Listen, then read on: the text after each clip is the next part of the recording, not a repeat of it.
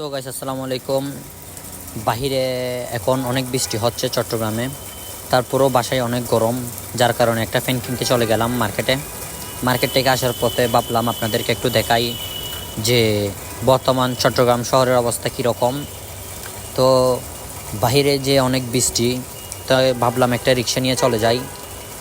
বাহিরের পরিস্থিতি অনেক খারাপ, যার কারণে আমি এই সুন্দর পরিবেশে একটা রিক্সা নিয়ে আর একটা মার্কেট থেকে একটা ফ্যান কিনে আমি বাসার দিকে রওনা হচ্ছিলাম। তো শেষ পর্যন্ত আমি চলে আসলাম যে আমার বাসায়।